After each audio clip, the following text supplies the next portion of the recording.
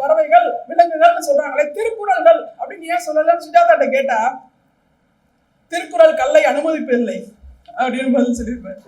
சங்க காலத்துல ஆணவ கொலைகள் இருந்துதான் தெரியல, பதிவு செய்யப்படல, இருந்திருக்குமா இருக்கும். அந்த சமூக கருத்தையும் ரொம்ப மெதுவா கேஷுவலா அழகா அவ்வளவு அழகா அதை சொல்லியிருப்பாங்க. சங்க காலத்துல பில்லி சூனியம் ஏவல் இதெல்லாம் இல்லவே இல்லைங்க, எதுவுமே இல்ல, பாடல்களை ஃபுல்லா படிச்சு பார்த்தாலுமே இல்ல அப்படிங்கிறத சொல்றாரு.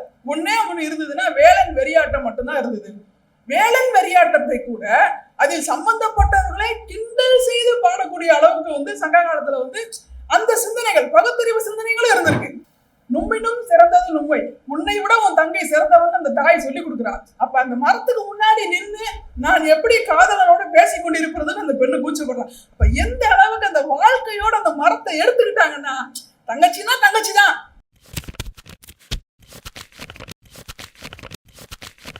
ரோலெக்ஸ் குழுமத்துக்கு இணையாக போலெக்ஸ் சட்ட குழுமத்தை நடத்தி வரும் திருமதி லட்சுமி கோபிநாத் அவர்களை அறிமுக உரை வழங்க அன்போடு அழைக்கிறோம். அனைவருக்கும் இனிய தமிழ் மாலை வணக்கம். இங்கே சிறப்புரையாற்ற வருகை தந்திருக்கும் மதிப்பிற்கும் மரியாதைக்கும் உரிய மாண்புமிகு நீதியரசர் சுரேஷ்குமார் அவர்களே, இந்த சங்கத்தின் அன்பிற்குரிய நிர்வாகிகளே, நும்மினும் சிறந்தது நும்பை நூலின் ஆசிரியர் மூத்த வழக்கறிஞர் பிரபுராஜரி சார் அவர்களே, இங்கே இந்த நிகழ்வை கேட்க வந்திருக்கும் மாண்புமிகு நீதியரசர் அவர்களே, உங்கள் அனைவரையும், என் அன்பு நண்பர்களே, உங்கள் அனைவரையும் இந்த மாலை நேரத்தில் வணங்கி இந்த புத்தகத்தை பற்றி நான் பார்த்த பார்வையில் எனக்கு தெரிந்த ஒரு சிறிய அறிமுகத்தை இங்கே தர ஆசைப்படுகிறேன். எனக்கு ஒரே ஒரு ரெக்வெஸ்ட் மட்டும்தான். நீதியரசர் நக்கீரன் அவர்கள் பிழை இருந்தால் பொறுத்தருள்வாராக, நெற்றிக்கண்ணை திறந்தால் தாங்காது எங்களுக்கு. நீதிமன்றத்தில் திறக்கிற நெற்றிக்கண்ணே தாங்க முடியவில்லை.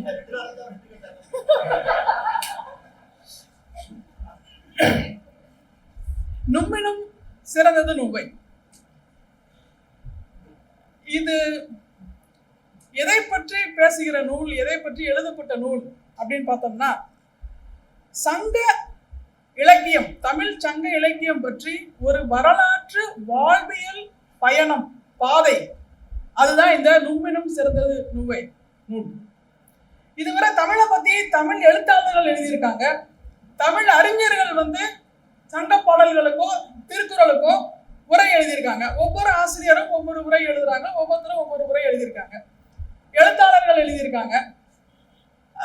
அந்த மாதிரி இல்லாம நம்மை போன்ற ஒரு சாமானியனின் பார்வையில், நம்மை போன்ற ஒரு சராசரி மனிதனின் பார்வையில், நம் அன்றாட வாழ்க்கையில் நடக்கக்கூடிய நிகழ்வுகளுக்கு சங்க பாடல்கள் இன்று வரை, சங்க பாடல்கள்னா அதோட காலத்தை கற்பனை பண்ணி பாருங்க, இன்னைக்கு நடக்கக்கூடிய ஒவ்வொரு நிகழ்ச்சிகளுக்கும் இந்த பாடல்கள் எப்படி பொருந்தி போகின்றன, அவை சொல்ல வருகிற கருத்துக்கள் எப்படி இன்றைய காலகட்டத்துக்கும் இன்றைய வாழ்க்கைக்கும் பொருந்தி போகின்றன என்பதை ரொம்ப ரசிச்சு, அதை அனுபவிச்சு உணர்ந்து நம்மளும் ரசிக்கிற அளவுக்கு புரியுற அளவுக்கு ஆசிரியர் எழுதியிருக்கிற நூல் தான் இந்த நூல். கிட்டத்தட்ட ஜெயமோகன் அவர்களின் சங்க சித்திரங்கள் நூலை போன்ற ஒரு நூல். அதுல ஜெயமோகன் சொல்லுவாரு, நம்ம சங்க இலக்கியத்தை ஒண்ணு பள்ளிக்கூடத்துல மனப்பாடம் பண்றோம், இல்லைன்னா கோவில்ல இருட்டுல வச்சு வழிபடுறோம், இல்லைன்னா ஒரு பழங்காலத்து சிற்பங்கள் மாதிரி அதை சுரண்டி பார்க்கிறோம். ஆனா கவிதை அப்படிங்கிறது வாழ்வியலோட சம்பந்தப்பட்டது. கவிதை மூலமாக வாழ்க்கையை அணுக வேண்டும் அப்படின்னு சொல்லி அந்த நூல்ல ஜெயமோகன் எழுதுவார். கிட்டத்தட்ட அதை போல சங்க கவிதைகள் மூலமாக வாழ்க்கையை அணுகுகிற ஒரு நூல் தான் இந்த நூல். இப்போ நம்ம ரொம்ப தமிழை விட்டு ரொம்ப தள்ளி வந்துட்டோம். என்னன்னா, நம்மளுக்கு அடுத்த தலைமுறைக்கு நான் இப்ப என் பையனுக்கு கிளாஸ்ல சப்ஜெக்ட் சொல்லி கொடுக்கும் போது பார்த்தா, அவனுக்கு திருக்குறள் கூட மனப்பாடம் செய்ய தேவைப்படாத அளவுக்கு தான் அவன் இருக்கான். நம்மளுக்கு மனப்பாடம் செய்ய சொல்லி கொடுத்ததன் பலன் என்னன்னா, நம்ம ஒரு பாட்டு மனப்பாடம் பண்ணுவோம். மனப்பாடம் பண்ணுவதன் மூலமாக திரும்ப கொஞ்ச நாள் கழிச்சு அந்த மனப்பாடம் செய்த பாட்டை நம்ம அசை போடுவோம். அசை போட்டு அந்த தமிழை மனப்பாடம் செய்ததுக்கு அப்புறம் தான் நம்ம உணர ஆரம்பிப்போம். அப்படி நமக்கு தமிழ் சொல்லி கொடுத்த தமிழ் ஆசிரியர்கள் இன்னும் இருக்காங்களா அப்படிங்கிறது எனக்கு தெரியல. நான் சிலப்பதிகாரத்தின் வழக்குரை காதையை எனக்கு சொல்லிக் கொடுத்த என்னுடைய தமிழ் ஆசிரியரை நான் நன்றியோடு நினைத்துக் கொள்கிறேன். வழக்குரை காதை அப்படின்னு அதுக்கு எப்படி எவ்வளவு அழகா பேரை வச்சாரு. அந்த வழக்குரை காதையில கண்ணகி போய் தன்னோட வழக்க நீதிமன்றத்துல மன்னன் சபையில சொல்றத இன்னைக்கு வரைக்கும் அதுதான் சிலப்பதிகாரத்தோட பிரியாம்பிள். அந்த தேரா மன்னான்னு தொடங்குற அந்த ஒரு பாட்டு இருக்கு, அந்த ஒரு பாட்டுல சிலப்பதிகாரத்தோட அது வரைக்குமான அந்த கதை, அந்த பிரியாம்பிள் வந்து அப்படியே வந்துடும். தேரா மன்னா செப்புவதுடைய எல்லொரு சிறப்பின் இமையவர் வியப்ப புல்லுரு புன்கண் தீர்த்தோன் அன்றியும் வாயிற் கடைமணி நடு நான் நடுங்க ஆவின் கடைமணி உகு நீர் நெஞ்சு சுட தான் தன் அரும்பெறர் புதல்வனை ஆளியில் படித்தோன் பெரும்பெயர் புகாரின் பதியே அவ்வூர் ஏசா சிறப்பின் இசை விளங்கு பெருங்குடி மாசாத்து வாணிகன் மகனை ஆகி வாழ்தல் வேண்டி ஊழ்வினை துறப்ப சூழ் கடல் மன்னா நின் நகர் புகுந்து இங்கு என் கார் சிலம்பு பகர்தல் வேண்டி நின்பால் கொலைக்கப்பட்ட கோவலன் மனைவி கண்ணகி என்பதன் பெயர். அந்த சிலப்பதிகாரத்தோட மொத்த அது வரைக்குமான கதையை வந்து அந்த பாட்டு வந்து சொல்லி கொடுத்தது. அத எங்க தமிழ் ஆசிரியர் வந்து நடத்தும் போதும் சொல்லிக் கொடுக்கும் போதும் இன்னைக்கு கண்ணை மூடி நினைச்சா கூட அது அப்படியே கண்ணு முன்னாடி அப்படி அதுல ஒவ்வொரு ஒரு மொத்த கதையை ஒரு 15 வரியில சொல்லிக் கொடுக்க முடியுமா அப்படின்னா அதை நினைச்சு நினைச்சு நினைச்சு அதெல்லாம் நம்ம தொலைச்சிட்டோம். சரி, அதை கடந்து வந்துட்டோம் அப்படின்னா திரைப்பாடல்கள்ல கொஞ்சமாவது தமிழ் இருந்தது. கண்ணதாசன்லாம் எழுதுவார். கண்ணதாசன்லாம் பாத்தீங்கன்னா கம்பராமாயணத்தை அப்படியே வந்து எளிமையான தமிழ்ல சொல்லியிருப்பாரு. அப்ப நதியின் பிழை என்று நறுங்குழலின்மை விதியின் பிழை அப்படின்னு ராமன் வந்து லக்குவனுக்கு சொல்றானே கோவப்படும் போது அதைத்தான் அவர் அழகா சொல்லுவாரு. நதி வெள்ளம் காய்ந்து விட்டால் நதி செய்த குற்றம் இல்லை, விதி செய்த குற்றம் அன்றி வேறு யாதம்மா. அப்படி எளிமைப்படுத்தி தமிழ் கொடுத்த திரைப்பாடல்கள் இருந்தது. இன்னும் அழகா சொன்னா முதல்ல அனுமன் வந்து சீதையை பார்க்க போவாரு. சீதையை பார்க்க போகும்போது சீதை அனுமன்ட்ட இந்த இப்பிறவிக்கு இரு மாதரை சிந்தையாலும் தொடேன் என்ற செவ்வரம் தந்த வார்த்தை திருச்செவி சாற்றுவாய். அவர் காதல போய் இதை சொல்லியிருப்பா பிரிச்சு இருக்காங்க. இந்த பிறவிக்கு இரண்டு மாதிரி சிந்தையாலும் தொடேன்னு ராமன் சொல்லியிருக்கான். அதை தயவு செய்து அவருக்கு போய் ஞாபகப்படுத்துரு, திருச்செவி சாற்றுவாய் அப்படின்னு சொன்னதான் கண்ணதாசன் ரொம்ப எளிமையா உன்னையெல்லாம் இன்னொரு பெண்ணை நான் உள்ளத்தினாலும் தொடமாட்டேன்னு எழுதினார். அப்படி வந்து எளிமைப்படுத்தி கொண்டு வந்த காலங்களும் போயிடுச்சு. இப்போ உங்களுக்கு நான் சொல்லணும்னு அவசியம் இல்லை. தமிழ் திரைப்பட பாடல்கள் எப்படி இருக்கு அப்படிங்கிறத தனியா அந்த நேரத்தில் அதை சொல்ல கூட நான் விரும்பல. அதை கடந்து என்னோட கல்லூரி காலங்கள்ல வந்தீங்கன்னா சுஜாதா எழுதுவார். ஆசிரியரே வந்து தன்னுடைய நூல்கள்ல நான் சுஜாதாவோட எழுத்துக்களால் தான் பாதிக்கப்பட்டேன்னு 2-3 இடங்கள்ல சொல்லியிருக்காங்க. சுஜாதா எழுதுவார். சுஜாதா வந்து ரொம்ப எளிமையா அவரோட அந்த கற்றதும் கேள்வி இதெல்லாம் பாத்தீங்கன்னா இலக்கிய தமிழை எப்படி எளிமைப்படுத்தி நம்ம வாசகனுக்கு கொண்டு போகணுமோ அதை வந்து சுஜாதா ரொம்ப சிறப்பா செஞ்சார். ஒரே ஒரு தடவை சுஜாதா கேள்வி பதில கேட்பாங்க, மரபு கவிதைக்கும் திருமணத்துக்கும் என்னங்க பொறுப்பு ஒத்துமை இருக்கு? இரண்டிலும் சீர் உண்டு, திருமணமும் ஒரு தலை தானே. இரண்டிலும் வெற்றி பெற நன்று யோசித்து அடியெடுத்து வைக்க வேண்டும். இரண்டிலும் இலக்கண பிழைகள் இருக்கக்கூடும். கணவனோ மனைவியோ வஞ்சிப்பாயானால் வாழ்க்கை வருத்தப்பா ஆகிவிடும். அப்போ சீர், தலை, அடி, பா எல்லாத்தையும் ரொம்ப அழகா வந்து ஒரு பதில சொல்லிடுவார். இன்னும் நீதியரசர் சொன்ன மாதிரி கல்லுண்ணாமை அப்படிங்கிறது திருக்குறள்ல மட்டும் ஏன் வந்து 1330 குறள்கள் இருந்தாலும் கல் சேர்க்கலை அப்படின்னு சொல்லி ஒரு கேள்வி கேட்பாங்க. பறவைகள் விலங்குகள்னு சொல்றாங்களே, திருக்குறள்கள் அப்படின்னு ஏன் சொல்லலன்னு சுஜாதாட்ட கேட்டா திருக்குறள் கல்லை அனுமதிப்பதில்லை அப்படின்னு பதில் சொல்லியிருப்பாரு. அப்படி தமிழை கொண்டு அந்த மாதிரி தமிழை எளிமைப்படுத்தி நம்ம வாழ்க்கையோட சம்பந்தப்படுத்தி நமக்கு கொண்டு வந்து சேர்க்கணும் அப்படிங்கிற நோக்கத்தோடு எழுதப்பட்ட ஒரு நூல் தான் நும்மிலும் சிறந்தது நும்பை. எப்படின்னா இந்த நூல் எழுதப்பட்ட வரலாறு கூட எங்களுக்கு தெரியும். ஏன்னா நாங்க ஒரு வாசகர் வட்டம் இருந்தோம். சார் வந்து முகநூல்ல இந்த கட்டுரைகளா எழுதியிருந்தாங்க. அதுக்கப்புறம் தான் இந்த நூலா தொகுக்கப்பட்டது. அதுல எழுதும் போதே வந்து நாங்கள் ஒரு வாசகர் வட்டமே இருப்போம். ரொம்ப வந்து அதுல திரும்ப பேசுவோம். சங்க பாடல்களை வந்து படிக்க ஆரம்பிக்கிறாரு. சங்க பாடல்கள் படிக்கும் போது அது சொல்ல வருகிற செய்தி நம் காலத்தில் நடந்த ஒரு சம்பவத்தோடு எப்படி பொருத்தி போகிறது அப்படின்னு சொல்லி அதை வந்து அவர் ஆராய்ச்சி பண்ணி சிந்திக்கிறாரு, கம்பேர் பண்றாரு. கம்பேர் பண்ணும்போது ஆமா இதுதானே இது அப்படின்னு சொல்லி அதை அப்படியே வந்து ஒரு கட்டுரையா வந்து எழுதி பார்க்குற கட்டுரையா வருது. அந்த மாதிரி வந்து எழுதப்பட்டது. அகநானூறு, புறநானூறு, பத்துப்பாட்டு, எட்டுத்தொகை, புறத்திரட்டு, திருப்புகழ் என்று எல்லா கவிதைகளில் இருந்தும் எல்லா வகைமைகளில் இருந்தும் அவருக்கு மனசுக்கு பிடிச்ச சில பாடல்களை தேர்ந்தெடுத்து அந்த பாடல்களுக்கு இன்றைய தேதியில் நடந்த சம்பவங்களை இணைத்து எழுதப்பட்ட கட்டுரைகள் கண்ட தொகுப்பு தான் இந்த நூல். கரெக்டா சொன்னா சமகாலத்துல நடந்த ஒரு சம்பவம் அல்லது செய்தியை எடுத்துக்கொள்கிறார். பெரும்பாலும் அவர் எடுக்கிறது என்னன்னா, நீதிமன்றத்தில் நடந்த ஒரு வழக்கா இருக்கும், ஒரு டிஸ்கஷனா இருக்கும், இல்லைன்னா பேப்பர்ல வந்த ஒரு செய்தியா இருக்கும்.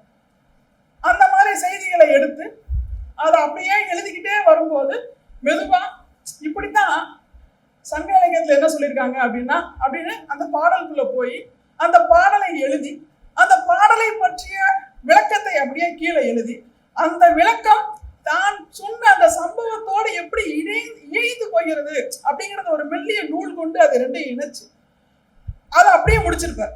அந்த கட்டுரையை முழுசா படிச்சு முடிச்சுட்டு திரும்ப போய் நம்ம அந்த பாடலை வாசிச்சோம், மீள் வாசிப்பு செஞ்சோம் அப்படின்னா அந்த பாடல் தருகிற பொருள் ரொம்ப அழகா ஒரு காட்சியா நம்ம கண்ணு முன்னாடி விடும்.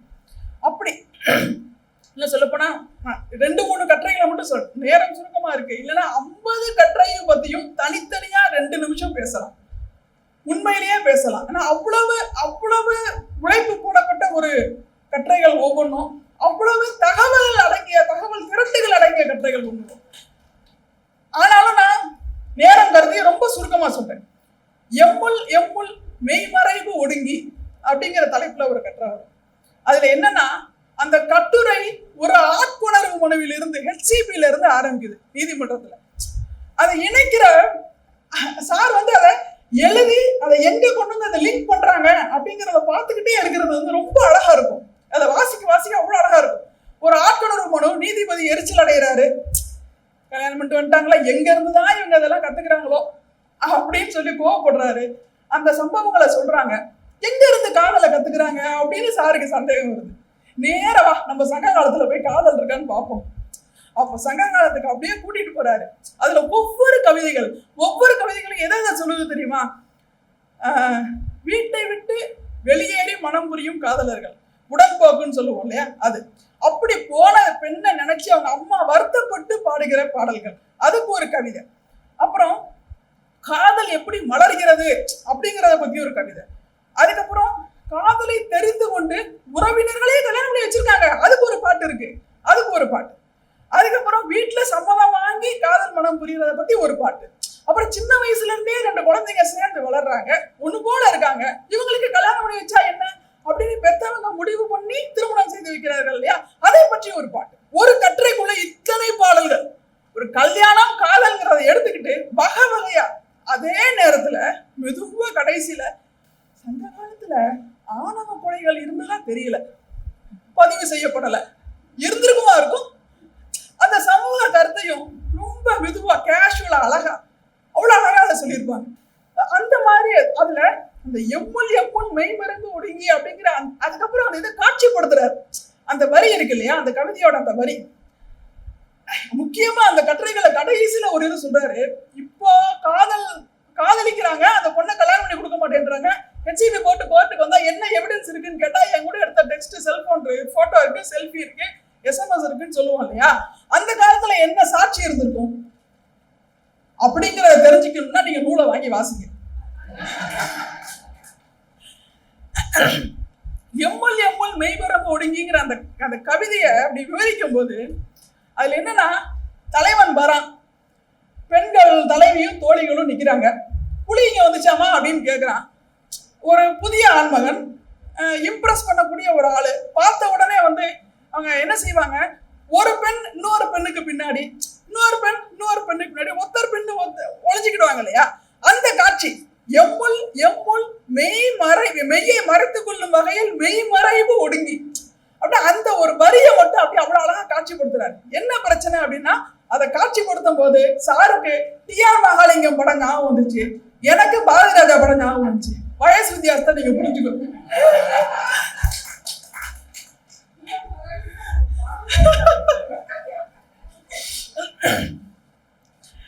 அது மாதிரி அடுத்து வரும்போது சங்க காலத்துல பில்லி சூனியம் ஏவல் இதெல்லாம் இல்லவே இல்லைங்க, எதுவுமே இல்ல, பாடல்களை ஃபுல்லா படிச்சு பார்த்தாலுமே இல்ல அப்படிங்கிறத சொல்றாரு. ஒண்ணே ஒண்ணு இருந்ததுன்னா வேலன் வெறியாட்டம் மட்டும்தான் இருந்தது. வேலன் வெறியாட்டத்தை கூட அதில் சம்பந்தப்பட்டவர்களை கிண்டல் செய்து பாடக்கூடிய அளவுக்கு வந்து சங்க காலத்துல வந்து அந்த சிந்தனைகள், பகுத்தறிவு சிந்தனைகளும் இருந்திருக்கு.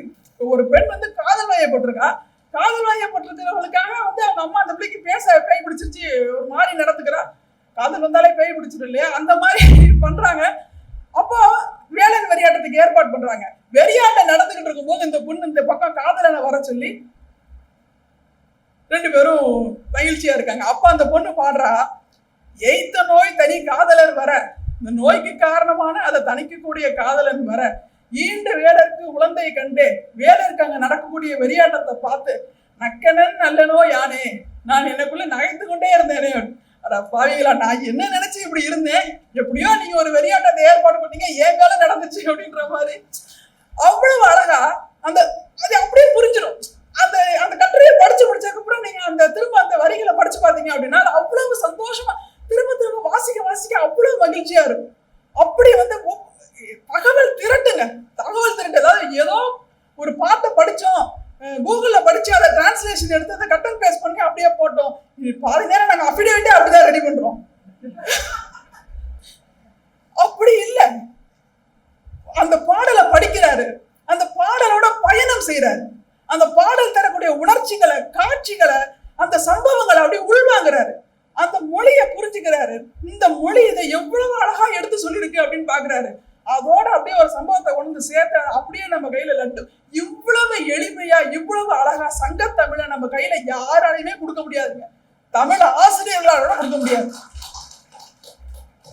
அதே மாதிரி அந்த தமிழர்களோட வரலாறு, அவங்க வாழ்வியல் முறை, அவங்க எவ்வளவு அறநெறி தவறாதவங்களா இருந்தாங்க, அது ஒவ்வொரு பாட்டின் மூலமா போற போக்குல என்னோட கருத்தை சொல்றேங்கிறதே கிடையவே கிடையாது. எல்லாமே வித் ப்ரூஃப் தான், எல்லாமே வந்து எவிடன்ஸ், எல்லாமே வித் ப்ரூஃப். இந்த பாருங்க எப்படி சொல்லியிருக்காங்க, இந்த பாருங்க எப்படி சொல்லியிருக்காங்க, இங்க பாருங்க. அதே மாதிரி என்னைய மாதிரி ஆட்கள்லாம் வந்து தமிழை மட்டும் படிச்சுட்டு தமிழை விட சிறந்த மொழி எதுவுமே இல்லை அப்படின்னு நாங்க சொல்லுவோம். தமிழையே படிக்கிறது நிறைய இருக்கு தமிழர், ஆனா அவர் அப்படி இல்லை. மகாகவி பாரதி சொன்னது போல யாமறிந்த மொழிகளிலே தமிழ் மொழி போல சொன்னா பாருங்க. அந்த மாதிரி சீன இலக்கியத்தை சொல்றாரு, பைபிளை சொல்றாரு, உலக இலக்கியங்கள் எல்லாம் வாசிச்சு எல்லாத்தையும் விட தமிழ் தாங்க சிறந்தது. இவங்க சொல்ற இந்த கருத்து, தமிழில் சொல்லப்பட்ட அந்த காட்சிப்படுத்துதல், இந்த அழகு வேற எங்கேயுமே கிடையாது அப்படிங்கிறதான் அந்த நுண்ணினம் சிறந்தது நுண்மைங்கிற அந்த கட்டுரையில வந்து ரொம்ப சீன இலக்கியத்துல ஒரு மரத்தை வந்து என்னோட வாழ்க்கை அப்படிங்கிறதோட போயிடுது, அந்த ஒரு வரியில சொல்லிடுறாங்க. ஆனா தமிழ் மக்கள் வந்து சங்க தமிழர்கள் அந்த மரத்தை நுண்மையினும் சிறந்தது நுண்மைனா, உன்னை விட சிறந்தவள் உன்னுடைய தங்கை. ஒரு பெண் தன்னோட ஒரு மரத்தை வந்து தனக்கு கொடுத்த பாலையை தேடி ஊற்றி வளர்க்குறா. அப்ப அவ தாய் சொல்றா, இது உன்னுடைய தங்கை மாதிரி, நுண்மையினும் சிறந்தது நுண்மை, உன்னை விட உன் தங்கை சிறந்தவன் அந்த தாய் சொல்லி கொடுக்குறா. அப்ப அந்த மரத்துக்கு முன்னாடி நின்று நான் எப்படி காதலனோட பேசி கொண்டிருப்பதுன்னு அந்த பெண்ணு கூச்சப்படுறான். அப்ப எந்த அளவுக்கு அந்த வாழ்க்கையோட அந்த மரத்தை எடுத்துக்கிட்டாங்கன்னா, தங்கச்சின்னா தங்கச்சி தான் அப்படின்னு நினைக்கும் போது தானே அந்த மாதிரியான ஒரு தமிழர்கள் வந்து இயற்கையோட எப்படி ஒன்றி போய் வாழ்ந்தாங்க அப்படிங்கறத அந்த பாட்டுல அவ்வளவு அழகா சொல்றாரு. அதெல்லாம் விட நீங்க அகப்பாடல்கள் வந்து நிறைய, ஒரு ஃபர்ஸ்ட் ஹாஃப் ஃபுல்லாவே அகப்பாடல்கள் தான், அகநானூற்று பாடல்கள். அந்த அகப்பாடல்களை எழுதும் போது அவருக்கு ஒரு 15-20 வயசு குறைஞ்சிருச்சுங்க, கண்டிப்பா குறைஞ்சிருச்சு. குறைஞ்சதோட இல்ல, அந்த பாடலை வாசிக்கும் போது நான் உணர்ந்தது என்னன்னா, சில தமிழ் படங்கள்ல ஹீரோ வந்து இந்த ஷாலினி அஜித் நடிச்ச ஒரு படம் இருக்கும், சார் மாதிரியே நானும் படத்தை சொல்லியே சொல்றேன். ஒரு பாட்டு ஒண்ணு வரும், அஜித் வந்து குறுக்க மறுக்க போவாரு, அது ஷாலினி கண்ணுக்கு மட்டும் தெரியும், வேற யார் கண்ணுக்கு தெரியாது. அதே போல இந்த அகப்பாடல்களை அவர் விவரிக்கும் போது அந்த காட்சி நடக்கிற இடத்துல சார் இருக்காரு, அருவமா அந்த இடத்துல இருக்காரு. அந்த காதல், அந்த சீனை மேடம் ஞாபகம் வச்சுக்கோங்க, உங்களுக்காக தான் சொல்றேன். அந்த சீனை ரசிக்கிறாரு, ஒரு 3வது மனிதரா இருந்து தன் கண் முன்னே தான் கண்ட காட்சிகளை போல அவ்வளவு அழகாக எழுதியிருக்காரு, அவ்வளவு அழகா எழுதியிருக்காங்க அகப்பாடல்களை பொறுத்த மட்டும். அதே மாதிரி தகவல்கள் தகவல்கள் தகவல்கள் தகவல்கள் எவ்வளவு ஒவ்வொன்னு சொல்லும் போது அவ்வளவு தகவல். நம்ம வழக்கறிஞர் கவனுக்கு முன்னாடி இப்பெல்லாம் அதை கூட எடுத்துட்டாங்க, பின்னாடி ஒரு சின்ன இது மாதிரி தொங்கிக்கிட்டு இருக்கும். இப்போ அது எதுக்காக வச்சிருக்காங்க அப்படின்னு தெரியுமா அப்படின்னா அதுக்கு புத்தகத்தை வாங்கி படிங்க. ஆனா அந்த பைய கொண்டு வந்து பணமற்ற சுருக்கு பொய்யோட கம்பேர் பண்ணி அதை வந்து பாலைத்திணை பாடலோட சேர்த்து பாம்போட ஒப்பிடக்கூடிய ஒரு பாடலை விவரிக்கிறார். அப்ப எங்க இருந்து எதை கொண்டு வந்து எதோட சேர்த்து நம்மளுக்கு ஒரு விஷயத்த புரிய வைக்கிறாருன்னு பாரு. அதே மாதிரி சங்க பாடல்கள் மூலமாக நம்ம கண்ணமே ஒரு விர்ச்சுவல் ரியாலிட்டி பாருங்க, அப்படியே காட்சிப்படுத்துங்க. எப்படி தெரியுது பாருங்க, எவ்வளவு அழகா காட்சிப்படுத்திருக்காங்க. கண்ணை மூடி அந்த காட்சிகளை ரசிக்கிறார். அதே மாதிரி இரவிலே தனியாக வந்து சங்ககால பெண்ணிடம் தகராறு செய்தவனே அந்த பெண் என்ன செய்தாள் அப்படிங்கிறதுக்கு ஒரு கவிதை. அது மாதிரி இன்னைக்கு நம்ம பிளாக் ஹியூமர் அப்படின்னு சொல்றோமே, அதை சங்க காலத்திலேயே கருங்கூத்து அப்படின்னு கபிலர் சொல்லி வச்சிருக்காரு. அப்படி அப்ப கம்பாரிசன், இன்னைக்கு பிளாக் ஹியூமர் இப்பதான்டா சொல்றீங்க, நாங்க என்னைக்கோ சொல்லிவிட்டோம் கருங்கூத்து அப்படின்னு அழகா சொல்லிட்டு போயிட்டோம், அதை கண்டுபிடித்து சொல்றாரு. அப்ப அதோட இல்லாம தகவல்கள், சங்க இலக்கியம்ங்கிறது 8 தொகையும் 10 பாட்டுமாக 2381 பாடல்கள். அதில் கபிலர் பாடியவை 235, அகப்பாடல்கள் 100. இவ்வளவு தகவல்கள் அப்படி எழுதுற யார் யார் எவ்வளவு பாட்டு எழுதியிருக்காங்க அப்படின்னு. புறநானூறுன்னு வரும்போது கபிலரையும் பாரியையும் கொண்டாடி தீர்க்கிறார். அப்படியே அந்த கபிலருக்கு பாரியோட போர்க்களத்துல ஒரு ஆளா நிக்கிறார். அத சமகாலத்துல நடந்த ஈழ போரோட கம்பேர் பண்ணி மனசு வெதும்பி இப்படித்தானே இப்படி நடந்துச்சு, இப்படித்தானே எல்லாத்தையும் தொலைச்சிட்டு நின்னாங்க, இப்படித்தானே கையை தூக்கிட்டு நின்னாங்கன்னு சொல்லி அந்த ரெண்டையும் கம்பேர் பண்ணி கபிலரோடையும் பாரியோடையும் அந்த களத்திலேயே நிக்கிறார். அதே மாதிரி ஔவையோடையும் அதியமானோடையும் கூட நிற்கிறார். ஔவையாரை நம் தமிழர்களின் காதலி அப்படின்னு சொல்றாரு. அதை விட்டுட்டு கோப்பெருஞ்சோழன் அடுத்து பிசிராந்தையாரை பாடும்போது பிசிராந்தையார் சொன்ன யானை புக்க நிலம் போல தானும் முன்னன் உலகமும் கெடுமே அப்படின்னு மன்னன் எப்படி வரி போடணும் அப்படிங்கிறதுக்கு பிசிராந்தையார் அன்னைக்கே சொல்லிட்டு போனது போன மாசம் டாக்ஸ் வரைக்கும் பொருந்ததுன்னு நினைச்சு பாருங்க. அப்போ ரொம்ப அழகா ஒரு மனைவி வந்து கணவன் மேல கோவப்படுறா. இப்படி வந்து எப்படி இந்த ஒரு ஓலையை பிடிச்சிட்டு அடுப்பங்கரையில் நின்றுகிட்டு இருக்கான். அதை வந்து அவ சொல்றா, பிச்சை சூழ் பெரும் களிறு போல அட்டில் ஓலை தொட்டனை நிலமே. இந்த ஓலையை பிடிச்சிக்கிட்டு யானை பிச்சை கேட்கிற மாதிரி நிக்கிறான் பாரு. அவ்வளவு அழகா அந்த ஒவ்வொரு விஷயத்தையும் இன்னைக்கு யூடியூபர்கள் சப்ஸ்கிரைப் பண்ணுங்க, லைக் பண்ணுங்க, ஷேர் பண்ணுங்கன்னு சொல்றாங்கல்ல, அதை கொண்டு வந்து சங்ககால புலவர்கள் பரிசு கேட்டாங்கல்ல, பாட்டு பரிசு கொடு ரெண்டையும் அப்படியே லீக் பண்றாரு. அப்போ ரொம்ப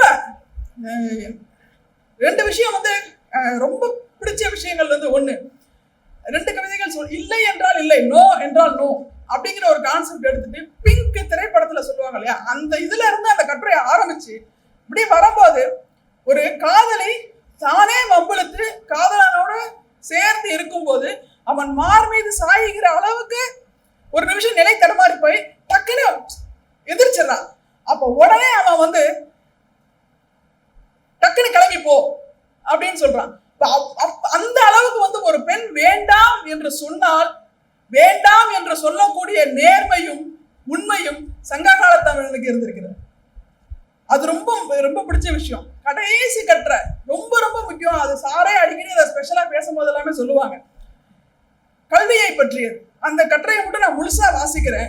ஒவ்வொரு வரியும் ஆரிய படை கடந்த நெடுஞ்செழியன் எழுதின அந்த ஒரு பாட்டு. உற்றுளி உதவியும் ஒரு பொருள் கொடுத்தும் பிற்றை நிலை முடியாது கற்றல் நன்றே. இதுல பிற்றை நிலை அப்படிங்கிறதுக்கு ஒரு வரி எழுதுறாரு. இதுல உரையாசிரியர்கள் சொல்லியிருக்க எந்த விளக்கமும் எனக்கு சாட்டிஸ்பாக்சன் இல்ல. அப்ப எந்த அளவுக்கு ஆழ்ந்து போயிட்டாருன்னு பாருங்க. ஐ டோன்ட் லைக் வந்து கரெக்டா சொன்ன மாதிரி தெரியல. உற்றுளி உதவியும் ஒரு பொருள் கொடுத்தும் பிற்றை நிலை முடியாது கற்றல் நன்றே. பிறப்போரான் உடன் வயிற்று உள்ளும். 2 பேர் ஒரு தாய் வயிற்றுல பிறந்தா, ஒரே வயிற்றுல பிறந்த பிறப்போரான் உடன் வயிற்று உள்ளும் சிறப்பின் பாலால் தாயும் மனம் தெரியும். படிச்சவன்னா அம்மா கூட லேசா மனசு மயங்குவா. ஒரு குடி பிறந்த பல்லோருள்ளும் மூத்தோன் வருக என்னாது அவருள். ஒரு குடியில பிறந்த பல பேருக்கு நடுவுல வயசானவங்க முன்னாடி வான்னு சொல்லாம அவருள் அறிவுடையோன் 6 அரசும் செல்லும்.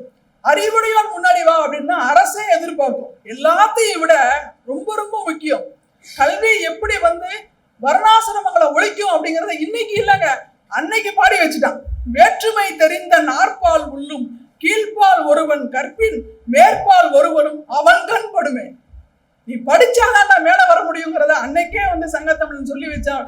அதனாலதானே அதை பின்னாடி வந்து நம்மளும் பிச்சை பகிடும் கற்கேன் என்றேன்னு சொன்னோம், கேடையில் விழுச்செல்வம் கல்வின்னு சொன்னோம், மதிய உணவு கொடுத்து நம்ம பிள்ளைங்களை பள்ளிக்கூடத்துக்கு படிக்க வச்சு இன்னைக்கு மேலே ஏற்றி விட்டுருக்கோம் இல்லைங்களா. அப்போ அது அங்க இருந்து வந்திருக்கு. சங்கத்தமிழ்ல இருந்து வந்திருக்கு. இப்படி சங்கத்தமிழுக்குள்ள டிராவல் பண்ணி சாருக்கு தமிழ் பித்து நிலை லேசா முத்திக்கிட்டு வருது அப்படிங்கிறத நான் சொல்ல விரும்புறேன். என்னன்னா, நீதிபதி அவர்களை நாங்கள் இந்த நிகழ்வு நிமித்தமாக சந்தித்த போது கல்லுண்ணாமாயை பத்தி தன்னோட ஆதங்கத்தை சொன்னாங்க. உடனே வீட்டுக்கு வந்து கல்லுண்ணாமாயை பத்தி சங்கத்தமிழ்ல என்ன சொல்லியிருக்கு அப்படிங்கிறத சார் தேடி பார்த்து நேத்து பேஸ்புக்ல அதை பத்தி குடிக்கலாம்னு சொல்லியிருக்காங்க, குடிக்க கூடாதுன்னு சொல்லியிருக்காங்க, இந்த பாட்டு இருக்கு அப்படின்னு சொல்லி உடனே அதை பத்தி தேடி எடுத்து விளக்கம். நண்பர்களை மனதில் வைத்துக் கொள்ளுங்கள். மிக குறுகிய காலத்தில், இன்னும் 3 மாதம் 6 மாத காலத்தில் பிரபுராஜரி சார் வந்து நீதிமன்றத்தில் வழக்காடும் போது இந்த வழக்கில் கலித்தொகையில் கபிலர் என்ன சொல்லியிருக்கிறார் என்றால், சார் சிபிசிஐ சொல்லுங்க சார், சிபிசி அப்படின்னா அப்படின்னு கேட்கிற காலம் ரொம்ப தூரம் இல்லை என கூறிக்கொண்டு, தமிழ் பித்து என்பது ஒருவனை அப்படி மயக்கத்தில் ஆழ்த்தக்கூடியதுதான். அவருக்கு கிடைத்த அந்த பித்தை, தனக்கு கிடைத்த நெல்லிக்கனியை அவர் மிக அழகாக தேனில் குடைத்து நம் கையில் கொடுத்திருக்கிறார். அதை தமிழ் சமூகத்திற்கு கொண்டு சேர்க்க வேண்டியது நமது கடமை என கூறி வாய்ப்பளித்தவர்களுக்கு நன்றி கூறியுடைய நன்றி.